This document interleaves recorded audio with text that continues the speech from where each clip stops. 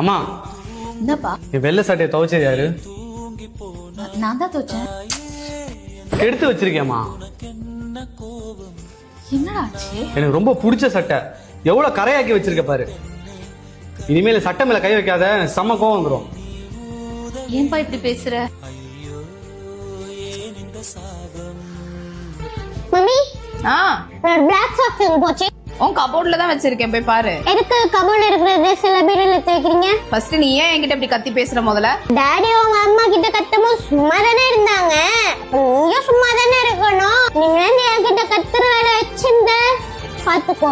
இன்னொரு வாட்டி என் கபோர்ட் எல்லாம் கையே வைக்காத. ஏய் மித்ரா,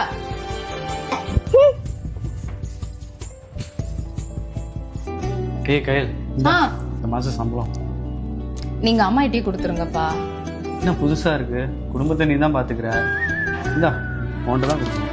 கரெக்ட் தான், பட் ஆனா நம்ம பண்றத நம்ம பையன் பாத்துக்கிட்டு இருக்கான். அன்னைக்கு நீ உங்க அம்மா கிட்ட கத்துனல, அதை பார்த்துட்டு வந்து அவன் இன்னைக்கு என்கிட்ட கத்துறான். அதே மாதிரி நம்ம என்ன பண்றோமோ அதை பார்த்துதான் குழந்தைங்க நம்ம கிட்ட பண்ணுதுங்க. நீ உங்க அம்மா இனிமேல் மரியாதையா நடத்து. அம்மா கிட்ட கொண்டு போய் அதை காசு கொடு, அதுதான் சரியா இருக்கும். சரி. ஏய் கயல், ஆ வா சாப்பிட போலாம். அம்மா கூப்பிட்டீங்களா? இல்லையே. அம்மா போய் கூப்பிடுங்க. என்னடி திடீர்னு மாமியார் பாசம் பொங்குது?